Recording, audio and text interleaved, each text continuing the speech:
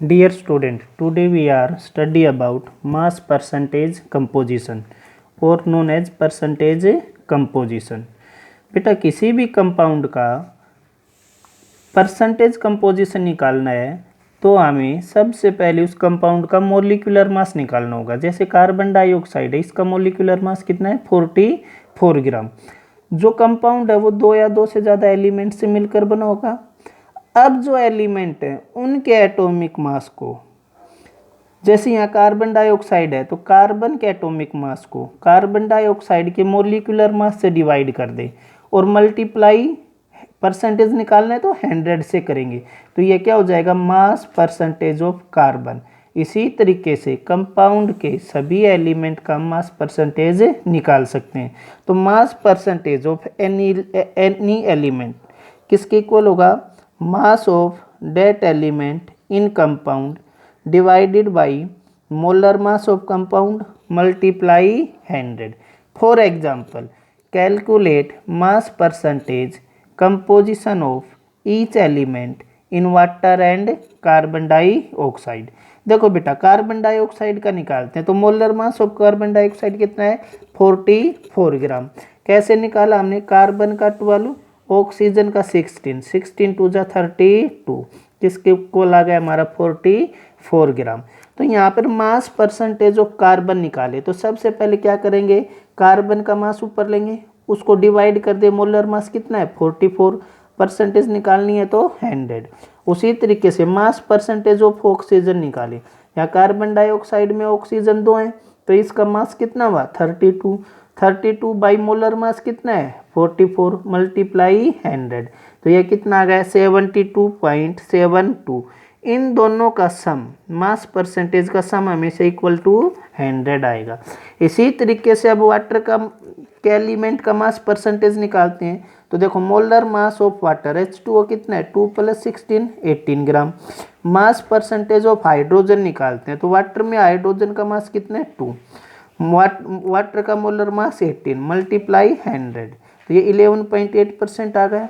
उसी तरीके से मास परसेंटेज ऑफ ऑक्सीजन, यहाँ 1 ऑक्सीजन है और 1 ऑक्सीजन है तो यहाँ पर ऑक्सीजन का मास कितना है 16 divided by molar mass 18 multiply 100। अब इन दोनों का कंपोजिशन जो है वो किसके इक्वल होगा 100%। तो कभी भी mass percentage of an element निकालनी है तो क्या करेंगे, mass of that element in compound divided by molar mass of compound, percentage निकालनी है तो multiply 100। It may be defined as mass of that element in compound to the total molar mass of compound multiply 100। अब ये एक question है जो आपको homework के रूप में मिला है, घर से करना है। Calculate mass percentage composition of each element in nitric acid and ethanol. In nitric acid में हमें हाइड्रोजन का, नाइट्रोजन का और ऑक्सीजन का मास परसेंटेज निकालना है, जबकि इथेनॉल में कार्बन का, हाइड्रोजन का और ऑक्सीजन का मास परसेंटेज निकालना है। यहाँ पर हमारा परसेंटेज कंपोजिशन कंप्लीट हो गया। Now next topic is mole concept, most important topic for PMT IIT 11th 12th। बेटा जब तक साइंस पढ़ोगे यह जो टॉपिक है मोल कंसेप्ट आपका पीछा नहीं छोड़ेगा, तो इसको अच्छे से समझना है। अगर कोई क्वेरी आई तो आपको पूछना है। देखो मोल कंसेप्ट को कुछ इस तरीके से समझते हैं, जैसे कि 1 वीक में मैं बोलूँ कितने दिन होते हैं, सभी बताएंगे 7 डेज। 1 डजन किसके इक्वल है 12 आइटम। उसी प्रकार मैं बोल दूँ 1 मोल में कितने नंबर होंगे, तो 1 मोल है ना बेटा वह इक्वल होता है 6.022 इंटू 10 की पावर 23 नंबर। अब ये नंबर कुछ भी हो सकता है, ये एटम्स हो जाएं, आयंस हो जाएं, मॉलिक्यूल्स हो, इलेक्ट्रॉन्स हो, कोई माइक्रोस्कोपिक पार्टिकल हो। अगर किसी एटम, आयन, मॉलिक्यूल, इलेक्ट्रॉन, कोई माइक्रोस्कोपिक पार्टिकल है, हाथी है, मैक्रोस्कोपिक पार्टिकल है, हाथी है, घोड़ा है, गधा है, कबूतर है, कुछ भी है, अगर उसके अंदर 6.022 इंटू 10 की पावर 23 नंबर हैं वो, तो हम कहेंगे कि भाई किसकी इक्वल हो गया 1 मोल। अब इस 1 मोल की डेफिनेशन क्या है बेटा? 1 mole is amount of a substance that contain as many particle or entities as there are atoms in exactly 12 gram of the carbon 12 isotope. Carbon 12 isotope का जो मास है 12 ग्राम, उसकी अंदर जितनी अमाउंट है उसके अंदर जितने एटम्स हैं, अगर किसी भी सब्सटेंस में उस जितने होते हैं तो वह किसके इक्वल कहलाएगा? 1 मोल। अब क्वेश्चन आता है कि ये नंबर जो है ना 6.022 इंटू 10 की पावर 23 आए कहाँ से? तो वो देखो बेटा, हमें मालूम है 1 मोल कार्बन का मास होता है 12 ग्राम, हमने एटॉमिक और मॉलिक्यूलर मास पढ़ा है। अब मैं एक टेक्निक होती है स्पेक्ट्रोमीटर, टेक्निक है स्पेक्ट्रोमीटर, जो एमएससी में पढ़ते हैं, मास स्पेक्ट्रोमीटर, उसकी हेल्प से एक कार्बन के कार्बन 12 एटम का मास निकाल लेता हूँ और वह आता है 1.992648 इंटू 10 की पावर -23 ग्राम। एक एटम का मास इतना है और 1 मोल कार्बन के एटम का मास इतना है। तो जो 1 मोल कार्बन का मास है उसको एक एटम के मास से डिवाइड कर दें तो हमारे पास 1 मोल में कितने एटम है वो पता चल जाएंगे। तो नंबर ऑफ एटम्स किसके इक्वल होंगे? 12 ग्राम पर मोल कार्बन 12 अपॉन एक कार्बन के एटम का मास 1.992648 इंटू 10 की पावर -23 ग्राम पर कार्बन 12 एटम। जब इसको सोल्व करते हैं तो यह आता है 6.0221367 इंटू 10 की पावर 23 एटम्स पर मोल। लेकिन इसको हम शॉर्ट में कितना लिखेंगे? 6.022 इंटू 10 की पावर 23 एटम्स पर मोल। 6.022 इंटू 10 की पावर 23 एटम्स पर मोल। और ये जो इतना नंबर है 6.022 इंटू 10 की पावर 23 नंबर है, इसी को हम बोलते हैं Avogadro constant, denoted by Na। अब देखो 1 मोल हाइड्रोजन एटम, 1 मोल oxygen atom, 1 mole nitrogen atom, 1 मोल सोडियम एटम, 1 मोल मैग्नीशियम एटम, 1 मोल क्लोरीन एटम, कुछ भी बोले हम, तो वह किसकी इक्वल होगा? 6.022 इंटू 10 की पावर 23 एटम। अब मैं बोल दूँ 1 मोल ऑक्सीजन मॉलिक्यूल, तो मॉलिक्यूल बोला है ना, तो ये किसकी इक्वल होगा? 6.022 इंटू 10 की पावर 23 मोलिक्यूल्स।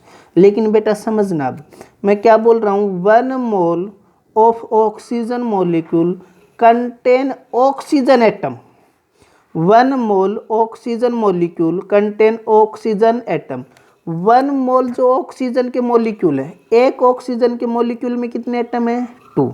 और एक 1 मोल ऑफ ऑक्सीजन मॉलिक्यूल किसकी इक्वल है? 6.022 इंटू 10 की पावर 23।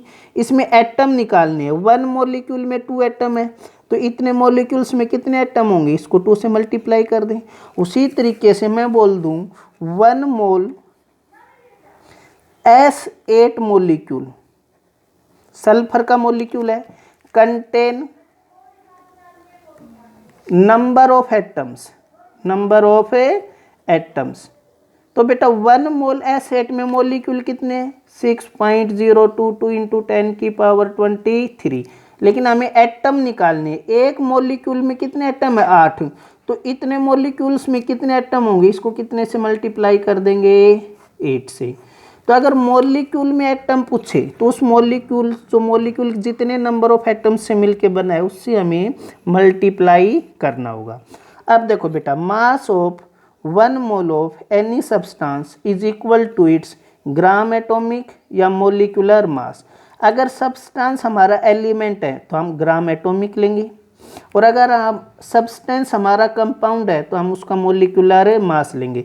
जैसे मास of 1 mole of magnesium, 1 mole of magnesium, magnesium element है तो इसका एटॉमिक मास कितना ले लिया हमने? 24 gram. Mass of 1 mole of carbon dioxide, carbon dioxide क्या है? कंपाउंड, तो इसका मोलिकुलर मास कितना लिया? 44 ग्राम। अगर हमें एलिमेंट के 1 मोल का मास निकालना है तो वह किसके इक्वल होगा? उसके एटॉमिक मास। अगर हमें 1 मोल कंपाउंड का मास निकालना है तो वो हमेशा किसके इक्वल होगा, उसके मोलिकुलर मास। थर्ड पॉइंट देखो बेटा, volume of any gas, volume of any gas at STP standard temperature pressure 0 degree Celsius temperature और 1 atmosphere pressure is 22.4 litre and is equal to 1 mole. हमने एवोगैड्रो लॉ में भी बताया था, क्या थी Avogadro law, different gases at same temperature and pressure having equal number of molecules. और उस टाइम पे बताया था different gases at STP having 22.4 litre volume. और ये जो 22.4 लीटर वॉल्यूम एसटीपी पर है, ये किसकी इक्वल होगी, 1 मोल। तो 1 मोल ऑफ एनी गैस किसकी इक्वल है बेटा, 22.4 लीटर वॉल्यूम एट एसटीपी। अब देखो बेटा, जब भी कोई 1 मोल बोलेगा, 1 मोल, तो हमारी दिमाग में घंटी बजनी चाहिए। 1 मोल किसके इक्वल हो सकता है, 6.022 इंटू 10 की पावर 23 नंबर। ये नंबर कुछ भी होंगे, electron, proton, neutron, ions, molecules, atoms. 1 मोल किसके इक्वल हो सकता है, ग्राम एटॉमिक मास या मोलिकुलर मास। एलिमेंट है तो एटॉमिक मास लेंगे, कंपाउंड है तो मोलिकुलर मास लेंगे। 1 मोल ऑफ एनी गैस, कोई भी गैस गिवन है, कार्बन डाइऑक्साइड है, अमोनिया है, नाइट्रोजन है, क्लोरीन है, फ्लोरीन है, तो वह किसकी इक्वल होगी 1 मोल पे, 22.4 लीटर एट एसटीपी। तो यहाँ से हम इन तीनों को सम अप करते हैं, 1 मोल को हम लेफ्ट में रखते हैं, तो 1 मोल किसकी इक्वल हो जाएगा, ये नंबर इस मास की इक्वल हो जाएंगे या ये इनके इक्वल हो जाएंगे।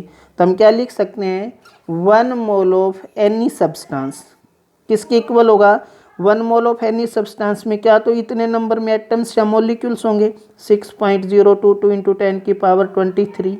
या किसके इक्वल होगा, ग्राम एटॉमिक मास या molecular mass.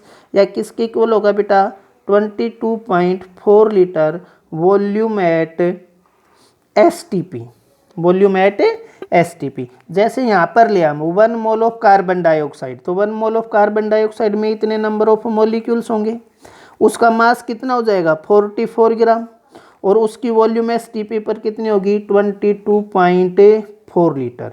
It means 1 mole Avogadro number के इक्वल हो सकता है, 1 मोल जो है वो एटॉमिक मास या मॉलिक्यूलर मास के इक्वल हो सकता है। 1 मोल की अगर कोई गैस है और एसटीपी पर है, तो उसकी वॉल्यूम 1 मोल पर 22.4 लीटर होगी।